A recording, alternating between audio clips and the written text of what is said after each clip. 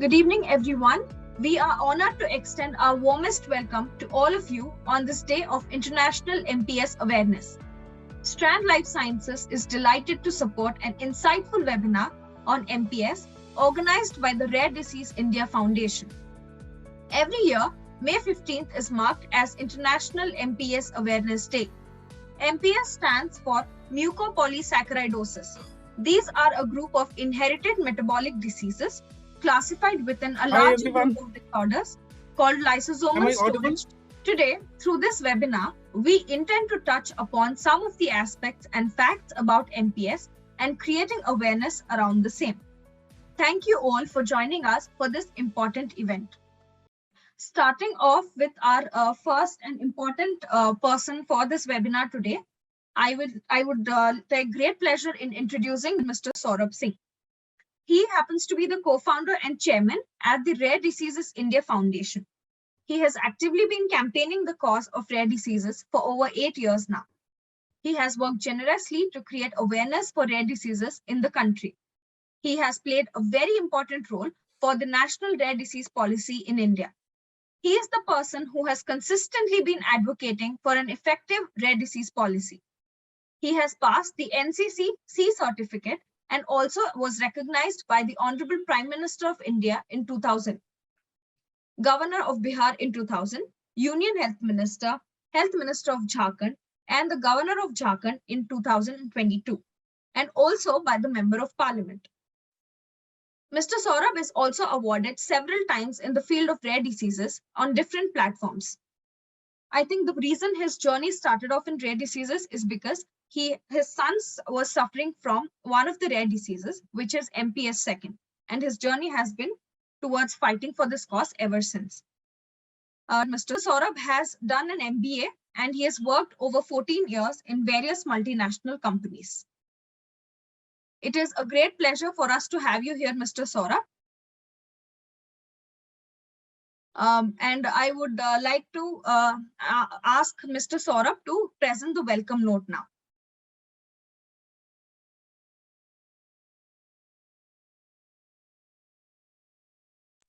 Yeah, Mr. Saurabh is having some issues with his speaker. He's just joining.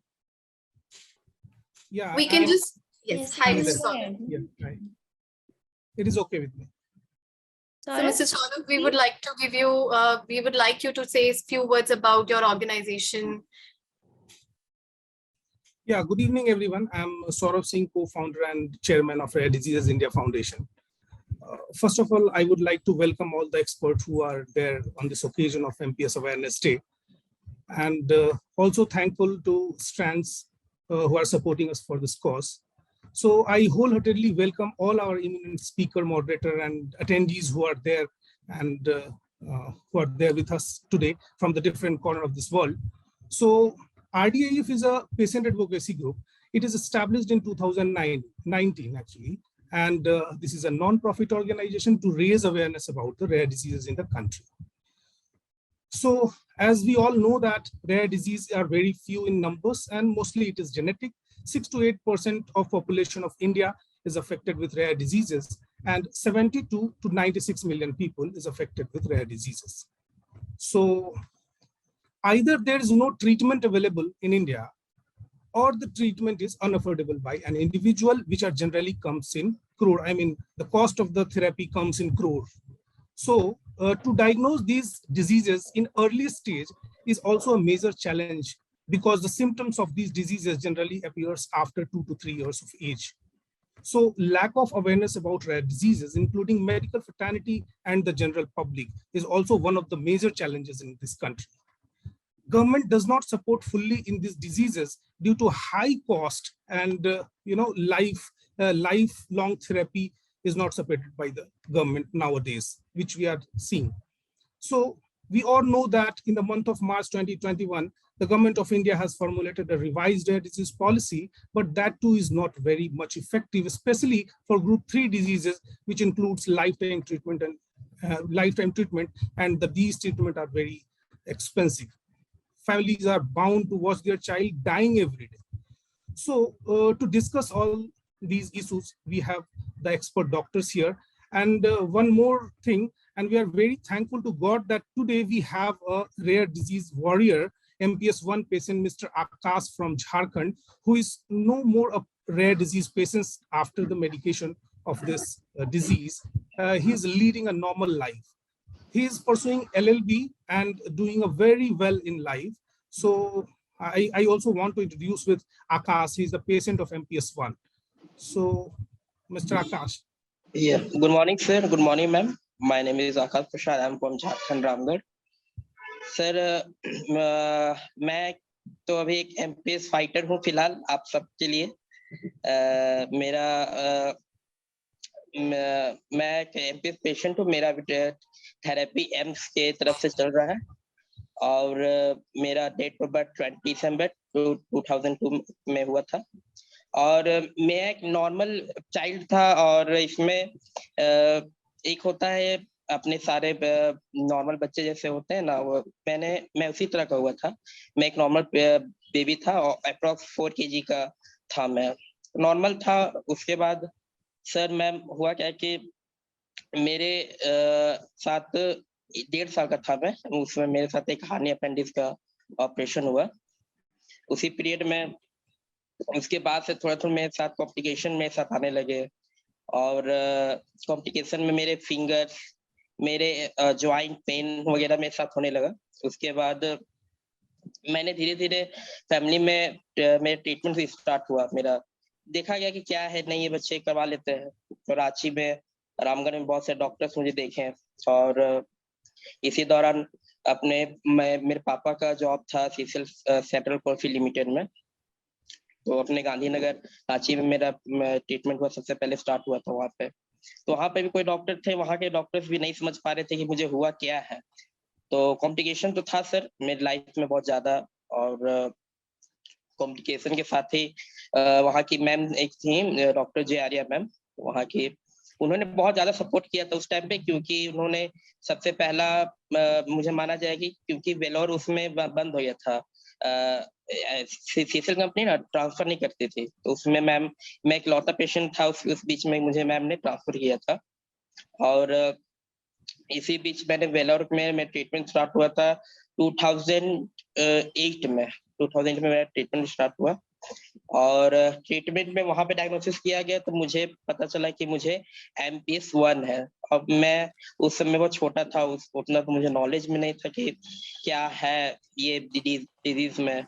और वहां पे मेरा 2009 में मेरा एक ऑपरेशन हुआ था पैर में, उसमें एक बोन है, वो आपका जो बड़ा सा गोल सा आता है ना, वो एक बॉल है, उसका ऑपरेशन हुआ। मेरा 1 साल अप्रॉक्स में चला नहीं था, प्लेट लगा था पैर में। और उसी समय हुआ क्या कि पता चला था मैं कि नहीं तो ये दवाई की कॉस्ट बहुत ज्यादा है, मतलब अफोर्डेबल नहीं था, एक मिडिल क्लास फैमिली के लिए अफोर्डेबल आज भी नहीं है। और मैंने वहां से मुझे भेजा गया फिर एम्स, और एम्स में आने के बाद हुआ क्या कि मेरा पता चला कि MPS 1 वहां पर ही बोला गया कि MPS 1 है, और इसका डायग्नोसिस के लिए दवा के लिए तो बहुत मुश्किल हो रहा था, हमें दवा मिल नहीं पा रही थी क्योंकि कॉस्टली ही था इतना ज्यादा कि हम लोग अफोर्ड नहीं कर सकते थे इसे। फिर से हुआ क्या कि मेरे साथ कॉम्प्लिकेशंस मेरे साथ ज्यादा थे, और मैं देखता था कि मेरे फ्रेंड्स हो गए और सब नॉर्मल है और मैं एक नॉर्मल नहीं था। उसी बीच में हुआ क्या कि 2014 में मेरा ये मेडिसिन शुरू हुआ, और इसी बीच क्या बोलते थोड़ा सा लाइफ हल्का मेरा चेंज हुआ उसी बीच में, क्योंकि मैं अभी BLLB सेमेस्टर 8 में हूँ, और जाहिर सी बात है मुझे अच्छा लग रहा है क्योंकि मेरा लाइफ चेंज हो गया है। और आज के डेट में मैं सब मेरे तारीफ करते हैं सब कोई लोग, क्योंकि मैंने अपने आप को खुद बदला है। और ये दवा बहुत अच्छा है क्योंकि मैंने इसे देखा कि अपने आप में बदलते हुए कैसे बदला जाता है। ये दवा लगाने के साथ साथ ये एक जरूरी है बॉडी में, एक फिजियोथेरेपी, एक्सरसाइज और डाइट इसमें बहुत ज्यादा जरूरी है। ये दवा लगेगी तो इसमें डाइट वगैरह लेना है, और फिजियोथेरेपी इसमें बहुत ज्यादा जरूरी है।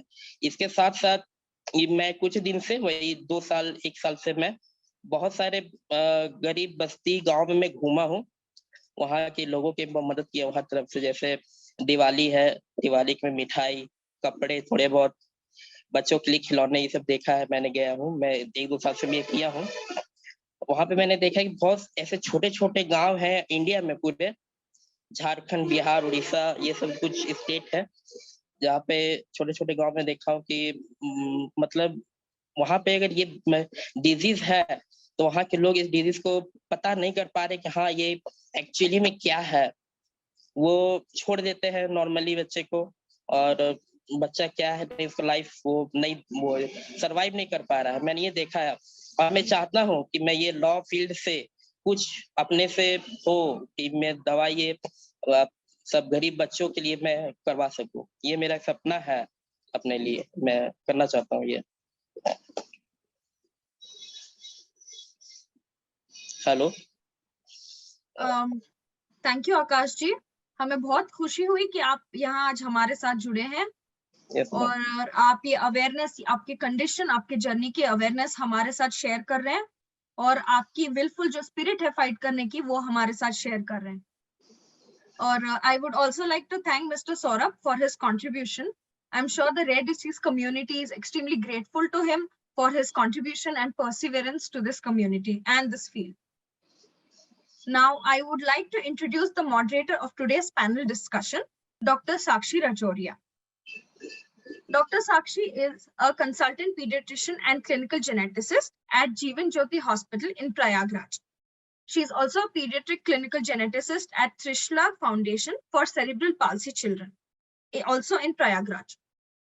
She is a specialist in pediatric intensive care, neonatology, and genetics in prenatal, pediatric, and adult conditions. She has had immense experience as an assistant professor at the Department of Pediatrics at SETH GS Medical College and KEM Hospital in Mumbai, at Genzyme SIA-MG Fellowship in Clinical Genetics at Sir Gangaram Hospital in New Delhi. She has had the observership at the Department of Medical Genetics at Sanjay Gandhi Postgraduate Institute of Medical Sciences in Lucknow. She is the member of Indian Academy of Pediatrics, Indian Academy of Medical Genetics, Indian Society for Inborn Errors of Metabolism, Indian Society of Assisted Reproduction, and the Indian Society for Prenatal Diagnosis and Therapy. Talking about her educational background, she has done her MD Pediatrics from Lady Hardinge Medical College and Associated Kalavati Saran Children's Hospital from New Delhi. She has been the Fellow in Clinical Genetics from SETH Medical College and King Edward Memorial Hospital in Mumbai. She received the MRC-PCH membership of the Royal College of Pediatrics and Child Health. She has been the senior resident at Department of Pediatrics from SETH GS Medical College and King Edward Memorial Hospital. Thank you so much, Dr. Sakshi, for being here with us today. I request you to commence the panel discussion and take this webinar forward. Thank you so much for such a warm welcome. Good evening, everyone. So at the onset, thank you, Dr. Saurabh Singh and Rare Diseases India Foundation and Strand for giving me this opportunity. It's an honor to be here in between these esteemed panelists. I would request all the attendees to type your questions in the Q&A chat box whenever you have any questions in mind. Moving on, I would like to introduce our panelists for today. Dr. Veronica Arora, she is consultant clinical geneticist and assistant professor at Institute of Medical Genetics and Genomics at Sir Gangaram Hospital, Delhi. She is Sakshi, move on. That's enough. We're already running very late, Sakshi. We're running very late. Yeah. Yes. Okay, ma'am. And introducing our second panelist. Could you please move on the slide? Dr. Priyanshu Mathur. He is consultant pediatric rare disorders and metabolic genetics at the Pediatric Rare Disease Clinic, J.K. Loyan Hospital, SMS Medical College, Jaipur. He is also a visiting assistant professor at Emory University School of Medicine. We are very grateful to have you, sir, here. Our next panelist is Dr. Meenakshi Lallar. Can I have the next slide? She is a clinical geneticist at Prime Imaging and Prenatal Diagnostics, Chandigarh. She is also a consultant geneticist at Megenome Labs. She is DM from SGPGI Lucknow and was former consultant in Sir Gangaram Hospital. Introducing our last panelist, Dr. Mayank Nile. Can I have the next slide? He is assistant professor and consultant pediatrician at Department of Medical Genetics, Postgraduate Institute of Child Health, Noida. Sir is also DM Medical Genetics from Sanjay Gandhi Postgraduate Institute of Medical Sciences, Lucknow, and ex-assistant professor at SGPGI, Lucknow. Thank you. We can proceed. Yeah. Yes. Thank you so much, all panelists. Now proceeding to the panel discussion. Can I have the... Yes, I'm presenting the slide. Yeah.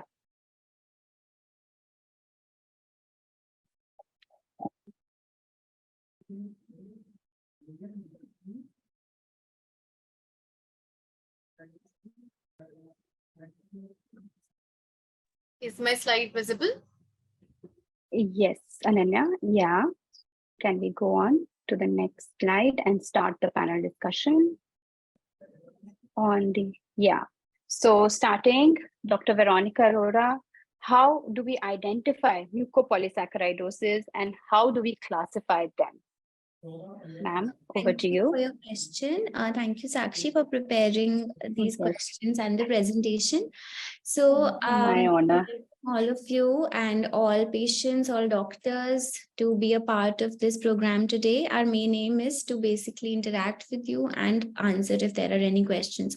So mucopolysaccharidosis is a subtype of lysosomal storage disorders, and these disorders are caused due to accumulation of certain long sugars in our body because the enzyme that is present in our body to break these long sugars is absent in these individuals. So the enzymes that are present in the body do not function, and that's why there is accumulation of a material called glycosaminoglycans, or in short called GAGs. So all the features of mucopolysaccharidosis is due to the accumulation of the GAGs. Now, if these GAGs are accumulated on the face or the skin of the individual, they look a little coarse, meaning thereby that there are dysmorphic features and they have thicker lips, larger heads due to accumulation of these toxic substances. They may get accumulated in the brain, causing certain intellectual disabilities, developmental delays, or in different parts of the body like liver, spleen, heart, etc. So wherever these get accumulated, there is a problem or increase in size of that organ. So that's why this is known as a storage disorder, because there is a storage of abnormal material that is present. Now, the classification is basically on the type of enzyme defects that is present. Till now, we had MPS 1, 2, 3, 4, 5, 4, and there was no MPS 5. And then we have MPS 6 and 7. The numbering is really just based now on the type of enzyme that is deficient. We also have another discovery of an MPS 10, which is caused due to a mutation in ARSK gene, which has been recently discovered. And of course, as science progresses, there can be many more types. The major organ systems, again, I'll just summarize, would be the CNS, the cardiovascular system, and the liver that is affected by this group of disorders. So children who look a little coarse or dysmorphic, have intellectual disability, short stature, any sort of skeletal involvement, we should look for an MPS in them and do very easy tests for diagnosis, which will be discussed shortly. Thank you so much, ma'am, for explaining the pathogenesis and what lies in a child with mucopolysaccharidosis. Going on to the next question for Dr. Priyanshu Mathur. Kindly enumerate, sir, the common clinical features which are seen in MPS patients. So thank you, Sakshi, for the question. So as Dr. Veronica already told, they usually have a core spatial features. So the majority of MPS subtypes have a core spatial features, except they are subtle in Sanfilippo disease. They can have short stature because of delay in skeletal development. Then they can have intellectual disability. They can have hepatosplenomegaly, organomegalies. Then corneal clouding can be there. They can have leukocyte infusion bodies. They gradually develops joint contracture, which are very classically seen in these patients. Then the dysostosis multiplex is seen in these patients. Dysostosis multiplex includes various skeletal changes, which are very characteristic of mucopolysaccharidosis, such as J-shaped sella turcica. They have a O-shaped ribs. They have vertebral changes, anterior weakening of the vertebra. They can have kyphoscoliotic changes. They can have changes in the ilium bone. Ilium bone can be more pointed towards the downside, and they can have poorly formed acetabular cavity. Apart from that, they can have changes in the long bones also. So these are the features which are commonly seen in the MPS patients. Thank you so much, sir. It is a multi-system disease, and sir has told the various systems which can be involved. Moving on, Dr. Meenakshi, since so many complications can also occur, can you please tell us the common complications and how they can be managed? Dr. Meenakshi. Thank you for the question. So the complications are going to be accordingly as the system is going to be affected, because we know it's a multi-system disease, because the multiple soft tissues are associated with the storage and in the accumulation of the GAGs. So most of them have the same complications. So most of them will have complications ranging from CNS. There would be ventriculomegaly, a large size head, ventriculomegaly, and there would be because of the ventriculomegaly, I'll be discussing the management along. So you might want them to follow with the neurologist, and shunt placement might be required. Sudden decompression should be taken care of. Then coming down, they should be in follow with the ophthalmologist, because some of the MPS have corneal clouding. They might, because the vision might be impaired, they might need corneal replacement, lamelloplasties. Then due to increase in the pressure in the brain, there can be optic nerve atrophy, optic nerve head dysfunction, retinal changes leading on to glaucoma, both open and closed angle, and this can lead to blindness. So again, a multisystemic involvement, multidisciplinary follow-up. The soft tissue of the airways are very commonly involved. These patients suffer from a very range of sleep apneas, which makes it very discomfortable. From the sleep is very uncomfortable for them. They have this snoring, daytime apnea, sleepnesses. So for this, sometimes the ERT helps, and sometimes you have to put them on CPAP initially for the night and during the daytimes as well. Ultimately, some of them do land up with tracheostomies as well. The hearing is involved. Then the oral cavity is especially involved in the hunters, where there is ankylosis of the temporomandibular joint. There is a macroglossia, that is a problem itself. Then the skeletal system, we know there are contractures. Then the spine becomes kyphotic, and there is nerve root entrapment at various levels. So you might need decompressions at this. So most of them have the common manifestations. The heart is involved. Most of them have arrhythmias, cardiomyopathies, and heart failures eventually. So these are managed symptomatically. They have alternating diarrhea and gastric complaints as well. The oral health has to be taken care of. It is very important a multidisciplinary approach is followed up, because if they frequently need surgeries. So what has to be done, that in these patients, anesthesia is a very, very big problem, because the neck placement during the anesthesia is a problem. What they tend to do is ensure in one sitting 2 or 3 surgeries, procedures are taken care of. And especially for the MPS type 4, we would want atlantoaxial joint surveillance, and they should be guarded against high impact sports, and the support to this joint is very vital. And most of them should have a very regular surveillance with the multidisciplinary specialties. Thank you so much, ma'am, for elucidating all the complications very in depth, and telling us the management and how all of them are linked, and having a multidisciplinary care is so important in such children. All clinical geneticists, along with physiotherapists, anesthesiologists, and everyone is involved. Now, coming on to the next question to Dr. Mayank Nile. Sir, can you comment on the age of onset of these various common symptoms that we have described. And in our clinical practice, there is this spectrum of disease which we see. So can you please throw some light on this? Yeah, thank you so much. Hope I'm audible. I would like to share one slide. I hope my screen is visible. I think you'll have to stop. Yes, sir. Yes, sir. Why Yes, sir. Why I want you all to go through this case is because the spectrum of such mucopolysaccharidosis disorders is very important. It is also important for an early diagnosis, because as with other genetic disorders, we also know any early diagnosis is very important. And when treatment is available, of course, an early diagnosis helps in preventing the irreversible damage. So to know about this case spectrum, this was a full-term male child who was normal at birth. At 10 weeks of age, the baby was having bilateral gular hernias.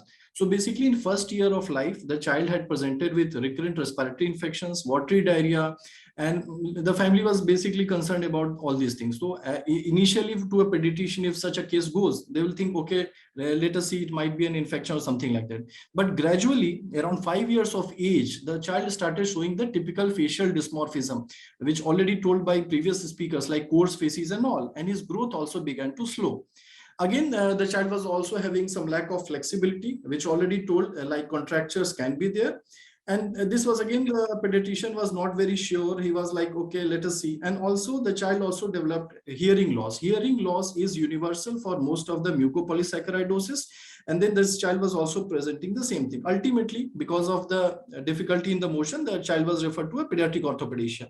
And the orthopedician examined, and he found the child had stiff joints, slow growth, short stature, dysmorphism, and all those things which are typical for an mucopolysaccharidosis. Then the child was referred to a clinical geneticist, and then lab tests confirmed the diagnosis. So this child got a diagnosis around 8 years of age. Why I want to stress on this is that in various worldwide studies, it has been shown that most of the typical features begin around 2 to 3 years of age. But you can see unawareness or not having a proper knowledge about the disease had led to a delayed diagnosis for this family. So I think that is also the motive of this webinar, is that an early diagnosis is very important. So we should know the red flag signs which can be diagnosed early and seen in the patient. So when should we consider? The child are typically normal at birth. Already told before, these are chronic progressive disorders. Initially, they may be normal, but gradually all these typical features occur with age. And again, as already told, there are different types of mucopolysaccharidosis. We should think for a broad classification, if there is a visceral involvement like hepatosplenomegaly, skeletal changes, and may have certain CNS features, we have to think about MPS 1, 2, 6, and 7. Mainly if they are having typical neurodegenerative features, then Sanfilippo is to be considered. And when we are thinking about skeletal dysplasia, short trunk, typical skeletal changes, then we should think about MPS 4. And these things are already discussed. I want you to focus on this slide. Yeah, as already told before by Dr. Priyanshu, the typical dysostosis multiplex or the skeletal changes, you can see widening of the ribs can be there, and there is deficiency in the anterior body of the vertebrae, and typical J-shaped sellar turcica can be there. Proximal tapering of the phalanges is also typical. So all these things, if there is present in the child, they can be a feature of MPS. Similarly, for MPS 1, there can be 3 spectrum. As with other MPS, there can be a severe form or an attenuated form. When we especially discuss about MPS 1, the severe form in which the symptoms present at an early age, you can see the life expectancy also decreases, and it is known as the typical Hurler phenotype. But again, if the symptoms are presenting in a later onset, then they can be known as Hurler-Ski or Ski phenotype, which are, as you can see, already presenting around the second decade or in the adulthood. So red flag signs are very important. If any child is having recurrent infections, rhinorrhea, all these things, we should certainly think about MPS.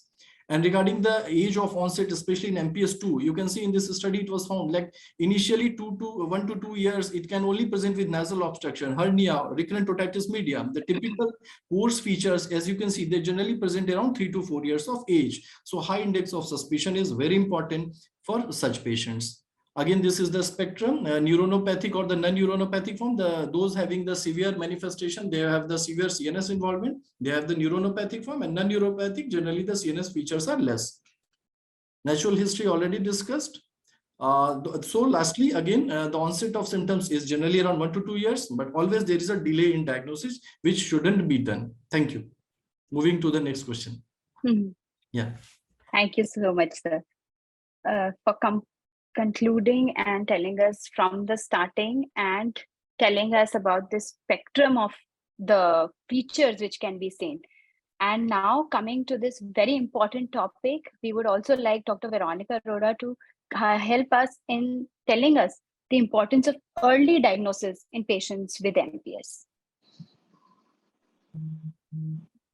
So I think we would be also discussing later the importance of prevention.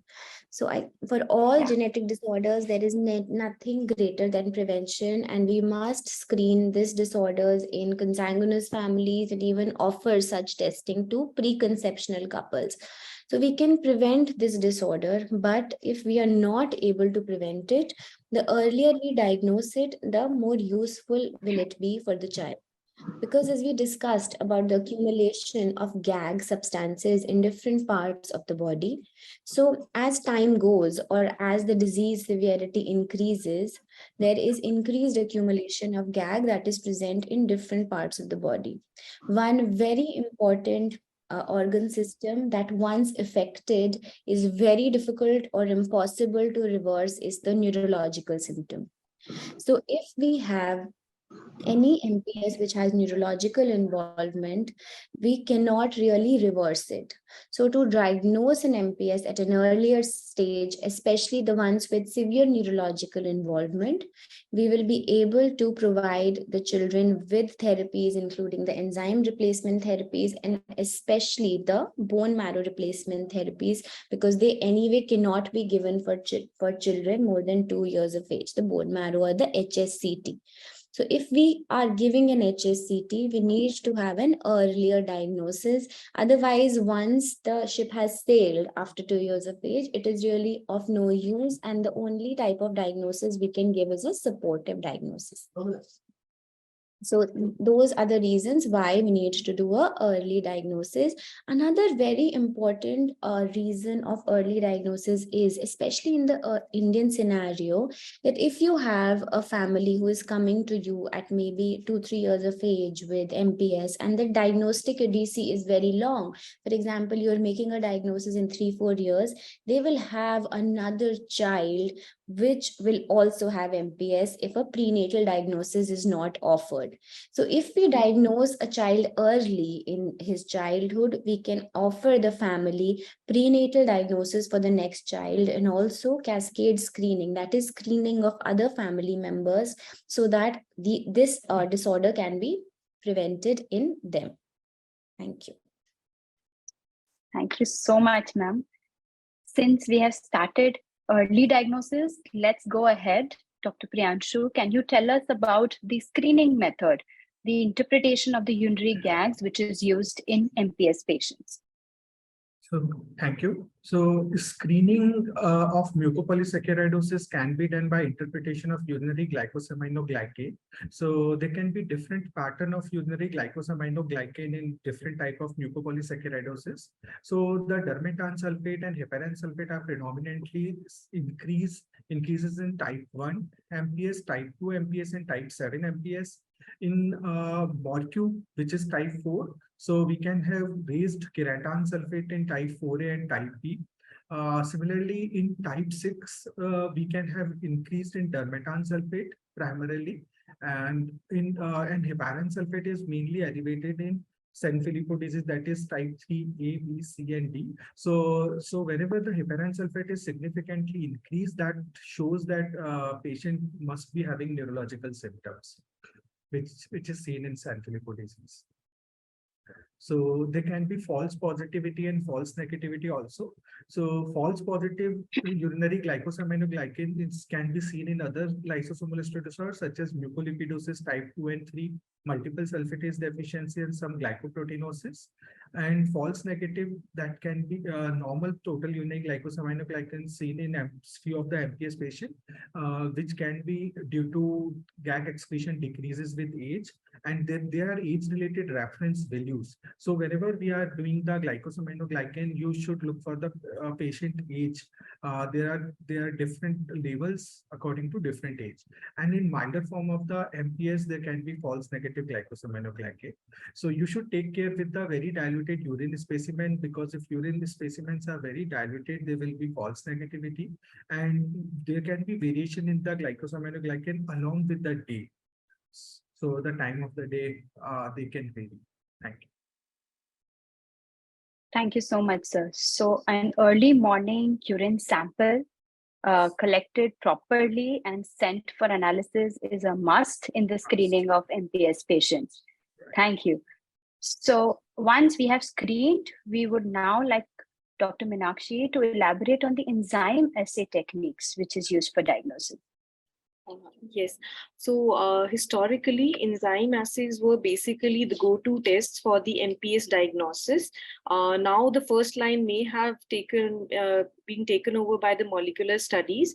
We know that for each MPS, there is a particular enzyme which is deficient. So there are two main methods of enzyme analysis. First is the fluorometric enzyme assays, in which you test the leukocytes from the patient's blood or the skin cultured fibroblasts are taken care of.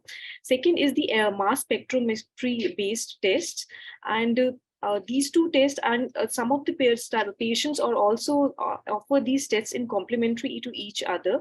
And when the test is one is positive, then they usually tell us that we should go for a molecular analysis.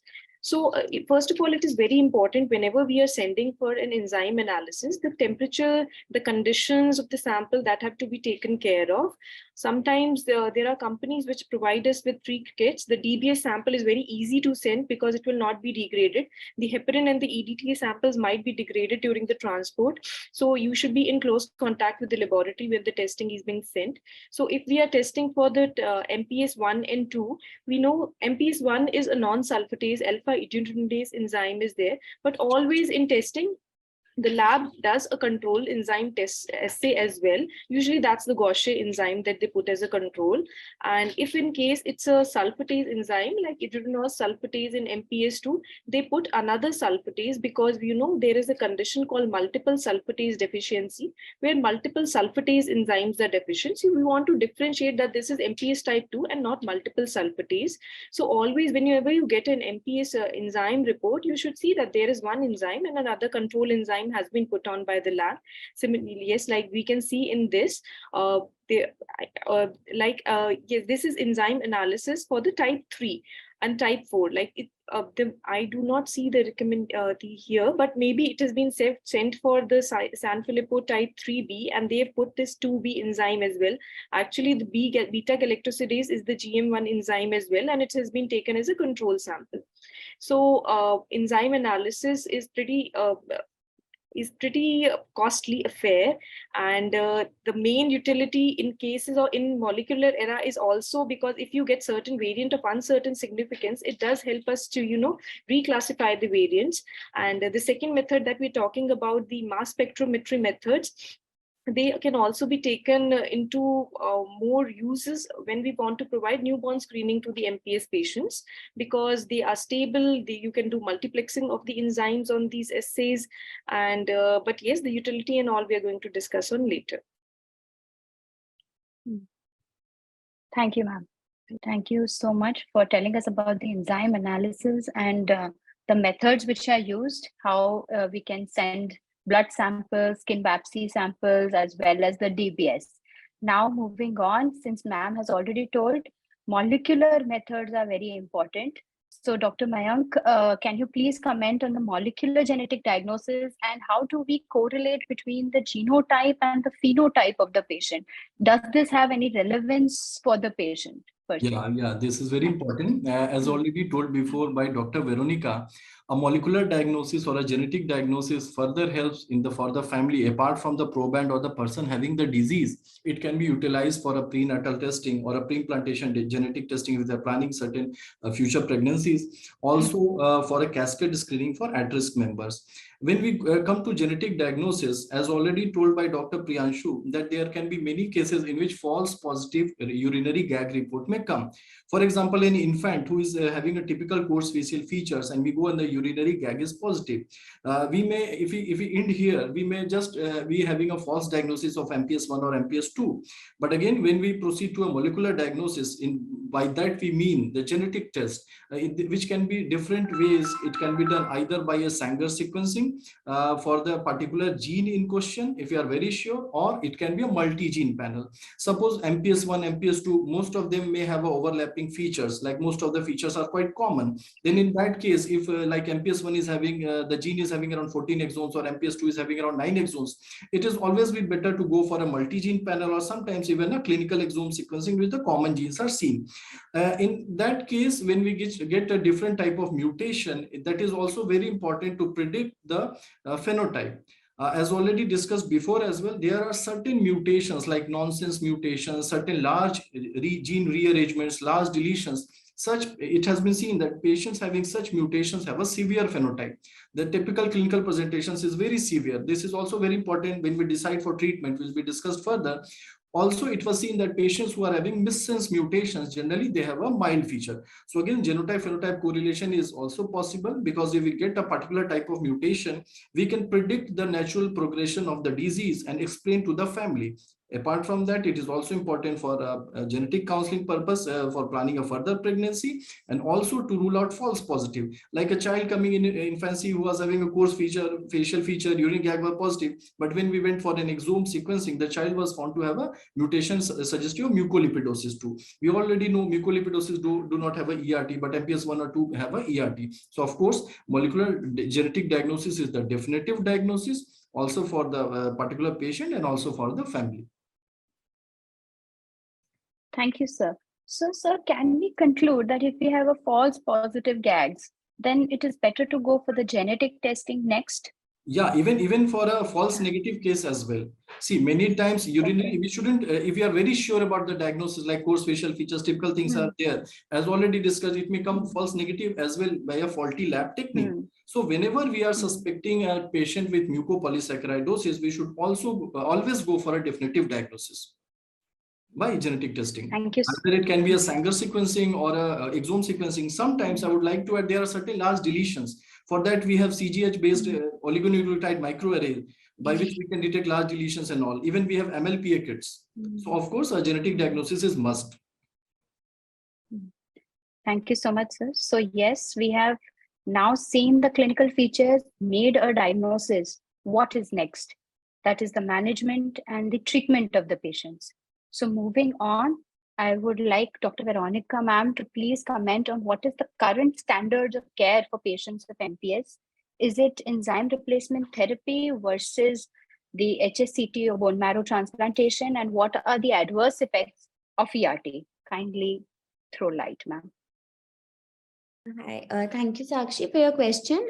So current standard of care for patients with MPS really includes an enzyme replacement therapy, and an enzyme replacement therapy is really not available for all the sorts of MPS. All subtypes of MPS do not have a validated enzyme replacement therapy.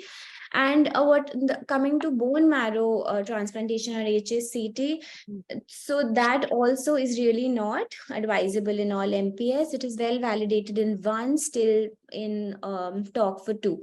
So then how do we decide that which therapy we need to give? Really depends upon what is the type of MPS and upon the availability of therapies. So we do have enzyme replacement therapy for the commonest MPS, that is the MPS type 1, 2, 4, and these are the MPSs for which the which the therapies are being given in India and in all our centers as well. So now, what is the advantage and disadvantages of enzyme replacement therapy? So enzyme replacement therapy could be a weekly or a fortnightly infusion, and it is given as soon as we establish a diagnosis. A big challenge and a fallback of enzyme replacement therapy is that this therapy does not cross the blood-brain barrier. So meaning thereby that enzyme replacement therapy, even if you give it on time, it is not useful for the types of mucopolysaccharidosis which involve the central nervous system. So once you have given an enzyme replacement therapy, it will go and correct the enzyme deficiencies in different parts of the body, like the liver, like the skeletal system, like the heart. But it will not correct the intellectual disability or the speech delay or the hyperactivity or the behavior disturbances that is present in an individual, because the enzyme restricts to the other side of the blood-brain barrier. This is the advantage of what is known as the HSCT, in which the corrected stem cells go to the brain and they make new enzyme in the brain. So in this, even in the severe types of mucopolysaccharidosis type 1, we can actually give HSCT if diagnosed at the correct time, and only when the IQ of the patient is still preserved. Once there is defect that has already settled in the central nervous system, we cannot even give the HSCT. Also, there is a time when we give HSCT, we need to cover it up with enzyme replacement therapies also. The third and now the most exciting therapy is gene therapy, which is also available for certain subtypes of MPS, though the availability in India is still restricted. So again, we come back to a diagnosis, and once we have a diagnosis, we can offer these patients so many different types of therapies, the best being HSCT for MPS type 1, and now coming on to MPS type 2 as well. And if not, the enzyme replacement therapies for the types of MPSs that have already ERTs for them in place. Thank you. Thank you so much, ma'am, for telling us about the standards of treatment, how enzyme replacement therapies and HSCT is indicated in which conditions, but all of this requires early diagnosis and early management of patients. But how is all this possible? These are very expensive therapies, and what all initiatives have been taken up is what our next speaker is going to tell us about, Dr. Priyanshu. Can you throw some light on the initiatives done by the government regarding the National Rare Disease Policy, and what is the role of patient support groups in the treatment of these patients? Thank you very much, Dr. Sakshi, for the question. So, as we all know, that National Policy for Rare Disease 2021, they grouped the rare disorders into 3 different groups. So group 1, group 2, and group 3. So the lysosomal disorder, mainly they are treatable by enzyme replacement therapy, comes under the group 3. So for these disorders, definitive treatment is available, but the challenges are to make optimal patient selection for benefit and high cost and lifelong therapy. So the cost is very much, so it was suggested by ministry that for group 3 patients, we can raise the fund through the crowdfunding portal. However, it is not very successful. And recently they increased the RAN scheme, that is Rashtriya Arogya Nidhi scheme, amount to 50 lakhs. So they can get one-time amount of 50 lakhs for the treatment of LSDs. It's more useful for those category, those can be treated by hematopoietic stem cell transplantation. For them, it is very useful. But for ERT, it is seen that ERT is so costly that this amount lasts for only for a few months in treatment. So there are now 11 centers of excellence across the country. And I already told that they can get a financial support up to 50 lakhs in for each patient. So there are different organizations which is working in the field of rare disease that are like, so NSDSS, that was a very old organization. Then Rare Disease India Foundation. So Mr. Saurabh Singh is really working very hard nowadays, and he is a very instrumental, and he is a key person for the development in the country in area of rare diseases, and he is doing hard work for rare disease awareness programs and coordinating with media and ministry to make the life better for these patients. Then there's National MPS Society.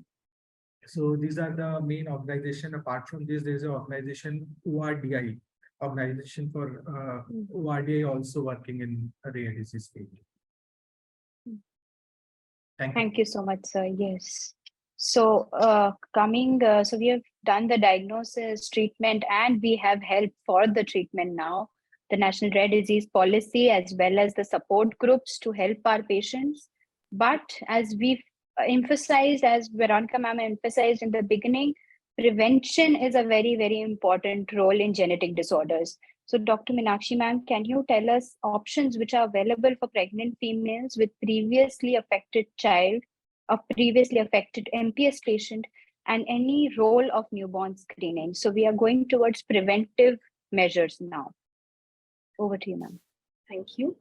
So as we all know that most of the conditions in genetics are not treatable. We are fortunate that we have ERT for MPS, we have HSS, CT for this, but as we all know, it's very costly and beyond the reach of common man. Even the national policy is not going to cover entirely the exuberant costs. So it's very, very important whenever we meet a patient of MPS, we should strive to give this preconception, carrier screening and the other carrier screening and the other prenatal diagnosis information to the patients.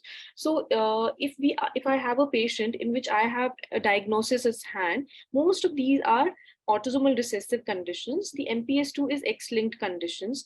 So if I have a diagnosis of an autosomal recessive mucopolysaccharidosis like 1, 3, 4, then I know that the risk of reoccurrence is 25%. And I educate the parents that we have the mutation diagnosis. It is very important that the mutation you have in hand is a likely pathogenic or a pathogenic one. And if it is better to get in consultation with the clinical geneticist to know that the mutation is well correlating with the disease phenotype. And then when we are confident that the mutation is the causative one, then only we undertake the prenatal diagnosis. So in the prenatal, if you have a report which says an uncertain variant, then you go back. What we do is we do a genotype-phenotype correlation. We look at the enzymes and the other features. So the prerequisite to a prenatal diagnosis is a likely pathogenic or a pathogenic report. So I have a patient who has an autosomal recessive MPS and the risk of reoccurrence is 25%. So if the patient comes to me, I'm going to advise that there is either CVS option or amniocentesis. CVS is done at 11 to 13 weeks of pregnancy, where we take the sample, a chorionic villi sample, ultrasound guided, and the risk of abortion, miscarriage in this procedure is little, as much as 1 in 250 to 1 in 500, quite a safe procedure. The results are available depending, usually in 20 to 30 days, and they are 100% reliable results. And then the family can go ahead with the continuing or terminating the pregnancy. If a patient comes to you later on in pregnancy, or they are not willing for CVS, then we can go for the other test, which is amniocentesis. Amniocentesis is done beyond 16 weeks of pregnancy. And here you take out fluid from around the baby, that is the amniotic fluid. And in the amniocytes, we look at for the same mutations. Again, the results are available and we take the decision to continue or not to continue. So this is done when the patient comes to us in the pregnancy. And for MPS 2, we know it's X-linked. So the same methods, just the inheritance pattern varies. The risk of reoccurrence is again 50% of the males are going to be affected. The other is if the parent comes to you before conception, there is another option of PGT is available, PGT-M per se.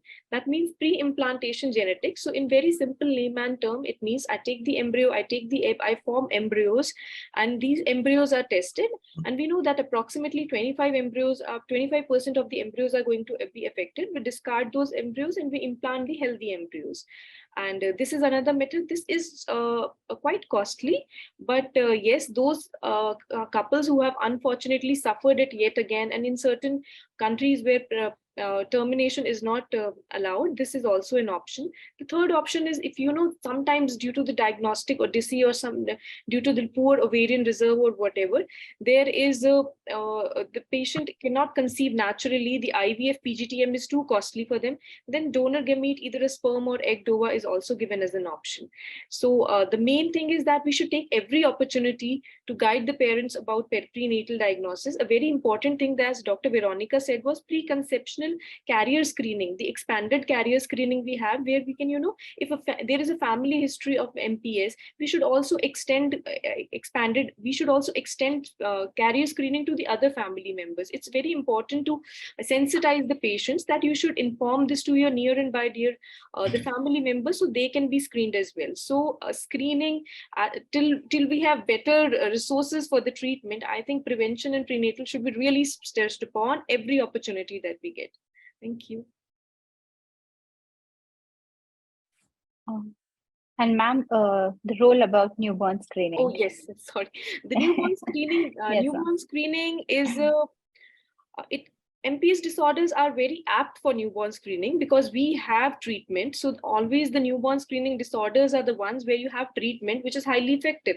So they do qualify for newborn screening very well. We have such good testing for them. We have fluorometric, we have mass spectrometry. You can multiplex all these enzymes. The cost effectivity, we do not know our prevalence rate, but by our experience, we do not have the data, but we know that they are fairly prevalent. So they do qualify. But the ground reality is that we are not being able to provide newborn screening for many more conditions. In an idealistic world, it should be incorporated. Utility wise, it might be a little below the long line of other genetic disorders for which I might want screening. But yes, we should screen for that also. NBS is a very good, we might not get as much yield as with other conditions, but yes, in near future with the costs coming down, we should promote it. But still, I think preconceptional and prenatal would still take more of a role as compared to newborn screening till then. Thank you. Thank you. Thank you so much, ma'am. I agree that prenatal and the amnio centers, the counseling for all the prenatal diagnosis is very, very important. The genetic counseling is very important. But yes, if we want screening more strong, and if we can go forward, then yes, why not? The future, we can include mucopolysaccharidosis. Going on to the newer therapies, Dr. Mayank, would you please like to tell us about the newer novel therapies which are there in pipeline, and what is the status of gene therapy? Yeah, as hope I'm audible. We all know this decade is going to be the era of gene therapy or therapy for most of the genetic disorders, and clinical geneticists are going to play a big role. Already discussed before, there are certain shortcomings with the present therapy or treatment available. Like for enzyme replacement therapy, if you go, we all know that availability is a big concern for a country like ours. Cost constraints are there. Apart from there, a major limitation that they cannot cross the blood-brain barrier. The neurological disease, it may not reverse. Apart from that, there even for HSCT or hematopoietic stem cell transplantation is not suitable or successful for all the different MPS. So there was always a search to find certain other newer therapies, and certain very good newer therapies are in the pipeline. First, I would like to let you all know about the small molecule therapies. These are certain small molecules which have the advantage of taking orally. They are cheap, they can cross the blood-brain barrier. So obviously this is going to be a great thing. And already such a small molecule therapies like substrate reduction are being tried for certain other lysosomal disorders like Gaucher, Fabry and all, even for Niemann-Pick disease. So substrate reduction is one of the way which is also being tried for MPS patients. They are under trials. Then we have certain chaperone therapy, which is something like if little bit of enzyme is there, we are trying to pharmacologically support it so that it can function in a normal way. Apart from there, there are certain very good therapies, especially for those patients who are having nonsense mutations or who are generating stop codons. These are the stop codon read-through therapies, especially being trial for MPS 1, 3, and 6. So hopefully that will be a great success. Apart from that, when we come especially to the gene therapy, by which we mean there are certain viral vectors through which we transfer a transgene to the patient. So it can be either ex vivo or in vivo. In vivo, this gene therapy, especially using adeno-associated viruses, has been tried, especially in MPS 3A patients, and it was shown that the intracerebral injection of the viral genome led to the neurological improvement, which is a very good sign. So hopefully in future, it will be available for most of these other MPS. And when we come to ex vivo gene therapy, it was like using the lentivirus viral vectors, certain hematopoietic stem cell, the stem cells were transcribed ex vivo, and then they were transferred to the patient. Obviously, this is also under trial. So there are certain other lot of therapies under research. Main aim is to cross the blood-brain barrier to decrease the cost. But again, always there is a caveat, especially when we go for a viral vector-associated gene therapy. There are also the chances of pre-existing antibodies in the patient in which this therapy won't work. In fact, that works for ERT as well. Some patients will have pre-existing antibodies for various ERTs. So all those things need to be kept in mind. But of course, there is a good hope. And in future, we may have therapies, ERTs, or even this gene therapies for almost all the MPS. Thank you. Thank you so much, sir. We've had a very nice, informative, in-depth session with all our panelists, and we have come to an end, coming from clinical features, diagnosis, treatment. Thank you to all our panelists. And we have a question in our Q&A. If Ananya, you could help me. Mukesh Marnani has many questions. He wishes to be unmuted. Hi, good evening. Thank you. Thank you for this awareness session. I'm having total 4 questions. But before asking the question, let me give the background. My nephew is having around 3.5 years of age, and he's diagnosed with MPS 2 Hunter syndrome. And he's diagnosed before a couple of months, like that 4 to 5 months back. And right now, we already done the bone marrow transplant is already done. Today is going to discharge from the hospital. Okay. So my question is that we done a couple of the reports, like we done the enzyme report, GAG report, and now we found that my sister is a carrier. Okay. So my first question is that my sister is a carrier, but my mother, that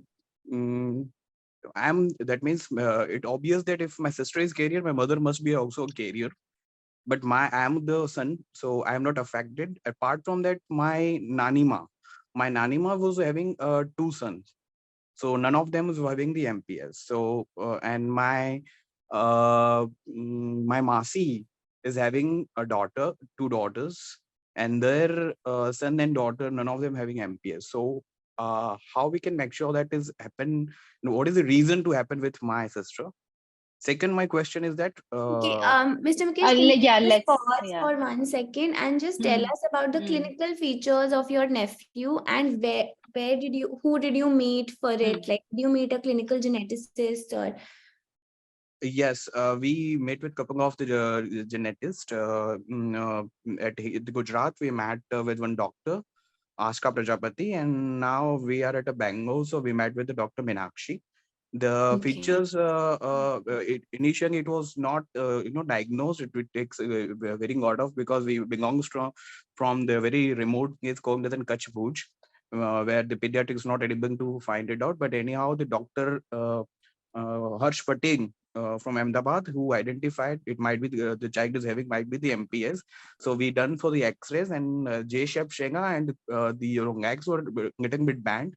So based on that, he having a doubt. So we gone for the X-ray, and then we done for the reports. We done reports with the Jay Sheth at Ahmedabad, and yeah. So this kind of the reports we have done. So now my first question you got. Second question is that we already finished our BMT. The bone marrow transplant is successfully done, but as you said that the doctor decide should we go for the BMT or not is depend on the neurological condition of the child. So we done brain MRI is done, but the brain MRI the doctor asked for the this pediatric development.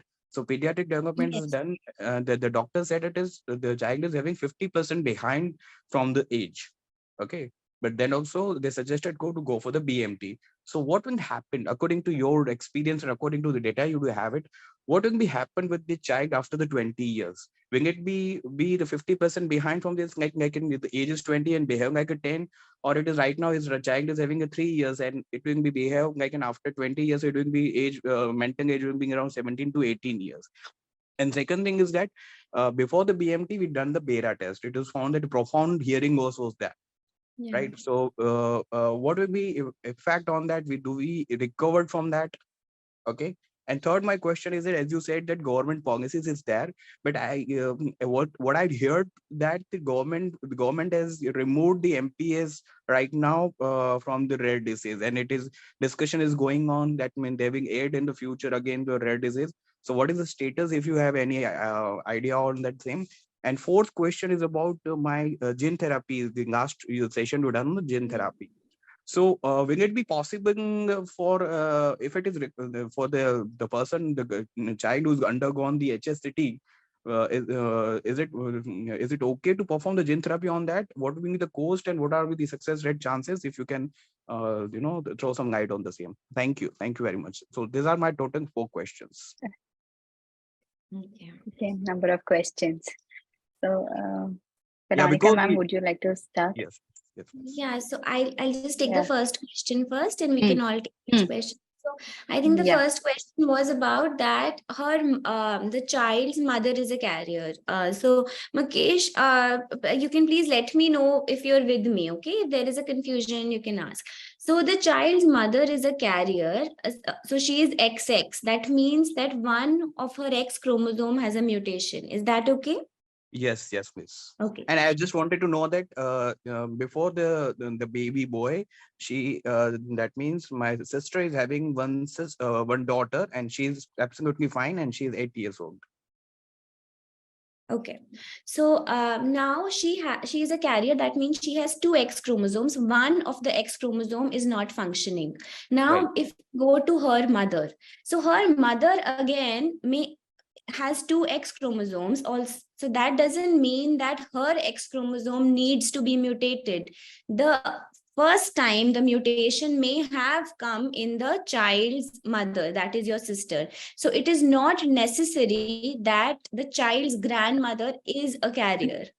Do you understand what I'm saying? There is something called I got your mutation. point. That means the mutation must have occurred for the first time in your sister and not in her grandmother. That means you are not at risk of having this problem.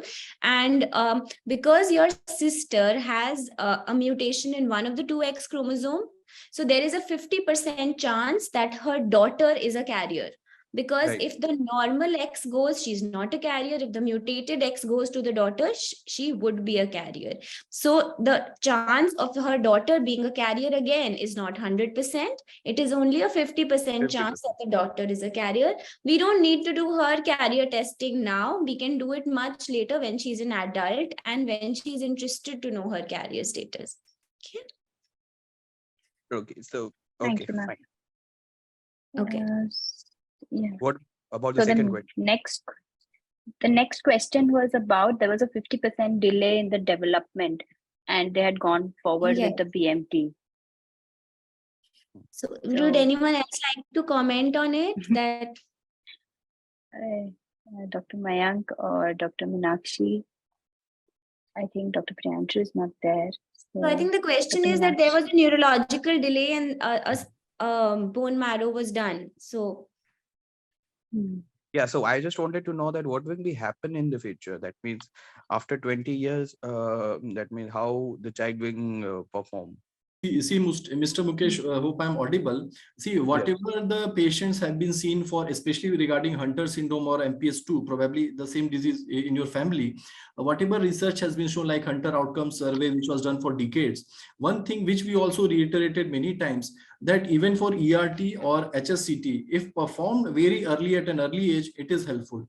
But in all these patients, most of the patients were seen that behavioral abnormality, neurocognition delay is quite a common feature.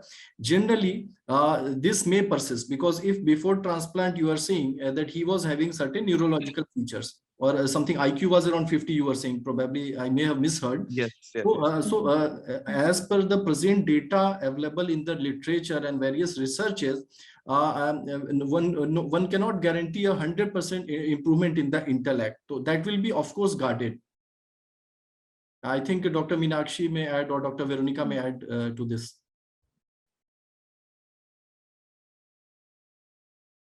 Dr. Meenakshi, ma'am, you're not audible. So there is because there is a prior neurological involvement, so that delay deficits would be there. And from the limited data which we have, usually the literature studies which we have from the different countries to look upon, as Dr. Mayank said, the prognosis would still be guarded. The non-neuronopathic types do quite well, but the other ones, they still have a guarding, because some amount of damage has already been done. So that wise, it is going to remain guarded. We cannot say that it's going to miraculously cure it 100%. Time will tell, but definitely some cognitive deficit is sure to be there. Yeah, I can understand that some disorders will be there, but I just wanted to know that, right now the child is around 3.5 years old. The doctor said the mental age of his child is 50%. So what do you mean by the 50%? And what will be the functional in the next 20 years? Will it be 20 years? We can say that the child, the physical age is 20 years and he will behave like a 10 years, or it is just 1.5 years behind from his mental age growth. If somebody is telling you that the development quotient is around 50%, that means if the child is 3 years old, he's doing mentally, he's doing the motor and the speech milestones at around a child of 1 year. Like maybe he's 3 years old. The speech is like he's forming a few words, speaking a few words, which is like a 1 year old. So, and he's just started walking. So that means 50% means he's lagging. He's doing the developmental milestones are what should be for a the child half his age. It doesn't mean that if he's 20 years old, he'll behave like a 10 years old, or definitely doesn't mean that he's 20 years old and he'll behave like 18 years or 1.5 years. That's nothing there.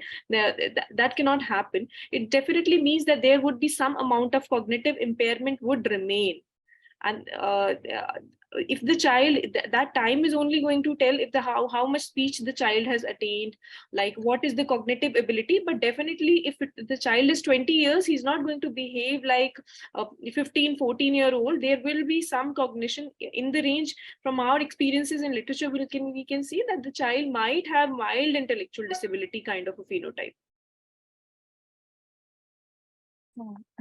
Thank you so much, ma'am, and thank you, Mayank sir, for answering these questions. And we can agree that the National Rare Disease Policy is still covering MPS patients. It's not that it has removed them or there is any talk of that. It is still there. And moving on, I think there is another question in the chat box. I think one more question was there regarding gene therapy and HSCT. Yeah. So I would just like to add to Mr. Mukesh, like, see, hematopoietic stem cell transplantation, it has shown very good results for MPS 1 and metachromatic leukodystrophy, certain other conditions. When you are talking about MPS 2, the result has been variable in worldwide studies. Okay, and I will again repeat, if certain, for example, I give example one published literature, a 70 days old child was given this therapy. In that child, of course, there was a very normal course of life, but again, HSCT is also not curative, and various researchers have shown HSCT combined with enzyme replacement therapy or combined with certain newer therapies like a small molecule therapy or gene therapy will always going to be best. So again, you always have a chance to enroll for any gene therapy associated with MPS 2. But whatever I know at present, for MPS 2, generally, we don't have any FDA approved gene therapy, but of course, things are going on. And hopefully, if something significant comes out, you can enroll for gene therapy as well. But sir, what I heard about the gene therapy, it is same as a HSCT. As early as you do, it is good. Yeah, because the virus. But again, what I mean to say, if you are getting something, and no particular harm is there, no need of opting it out. Hopefully, you are still saying that the child is having a bit of developmental delay. Already it was received late.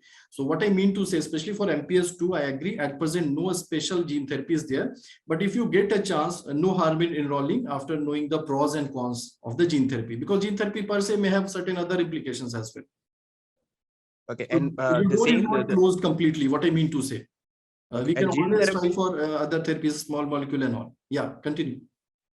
So gene therapy is also not, that means whatever the damage already done is done. Can recover that as well through the gene therapy? Very tough to say, but mostly the damage which has already been done, it won't reverse as per the present data available. But again, we can try. Okay, thank you. So for the other except the neurological manifestations, all your size of the liver, the cardiac accumulation, all that will reverse. The neurological manifestations would not reverse because there is already damage and breakdown of the neurons due to the toxic chemical to reverse. That is the thing. Yeah, but in our case, this is the the big change, because other things are very good. Child is not also child is also looking like a normal child. So this is the only challenge we do have it right now. So that means he has a mild type of MPS 2. So actually MPS 2, if it is mild, the children do very well.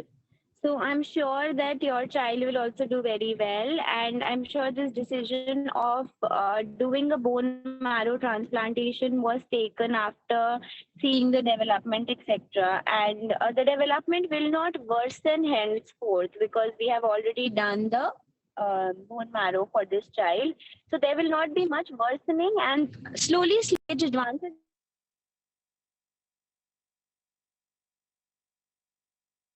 Child is definitely likely to improve as his age advances. So there is all good for him in the future, including this advent of gene therapy. Of course, if there is a trial of gene therapy, it will be difficult for you to get him enrolled in the trial because there would be an exclusion of other therapies, because otherwise it would be very difficult for them to bring us to the gene therapy, right? Thank you so much, ma'am. I think that resolves all the questions for Mr. Mukesh. Now, going on to Dr. Meenakshi, who is going to answer, I think, this question. Any pointers towards which particular enzyme? Okay, that has been answered by sir. So I think we have completed our Q&A session. I would like Dr. Saurabh Singh to now deliver the vote of thanks. Thank you all the panelists for such a lovely, informative session.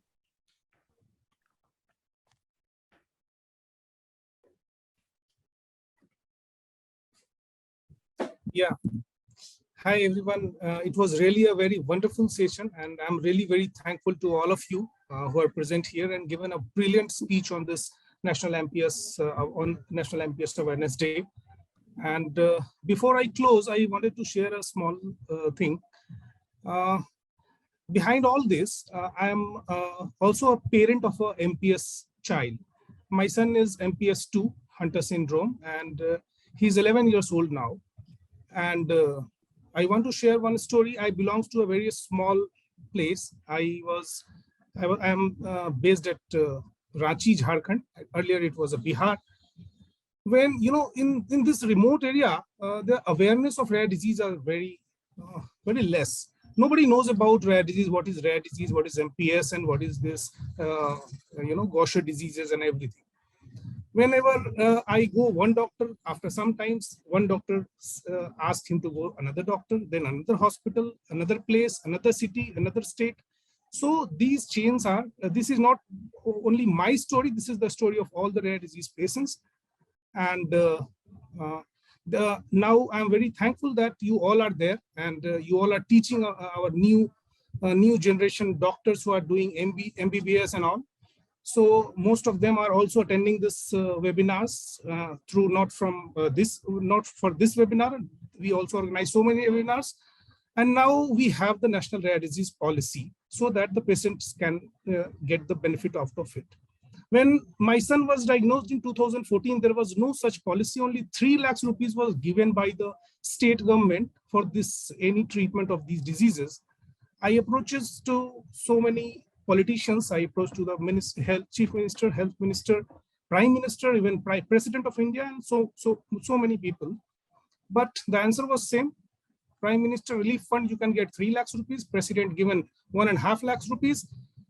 Chief Minister advised me to get 3 lakhs rupees. So all these money are useless. The cost of the therapy comes in crores of rupees. No individual can afford. So we need a National Rare Disease Policy. After the struggle of all parents like me, we together fight for this National Rare Disease Policy. And now this policy in place, and this policy, under this policy, revised policy, we are getting 50 lakhs rupees for treatment of rare disease, but that 50 lakhs rupees is for treatment of group A and group B of group 3 A and B category of this diseases. So this is not sufficient from group C, like lifetime therapy patients. We are still fighting for this revised national policy. We are requesting government, and government is also really working very hard. We are in the discussion with the government, and they are also thinking about positive thinking are there. So we hope that one day, the day will come when we will have the proper policy in the country. So, but for nowadays, the policy is for only 50 lakhs rupees is supported by the government of India for all the rare diseases, including the lifetime therapy patients. So this is the answer of the Mr. Mukesh who asked earlier. So thank you so much, Dr. Priyansu, Dr. Veronica, Dr. Meenakshi, Dr. Sakshi, and everybody, and stands also to support us. And thank you, Akash, for coming for this webinar. You are the, you are the person who motivates the patients. We can learn from you. You are doing wonderful, and we can also learn that the medicines are really working. And after getting this medicine, anybody can be cured. This disease can be cured. So thank you, Akash, for coming online. Thank you, doctors. Thank you so much, and all the best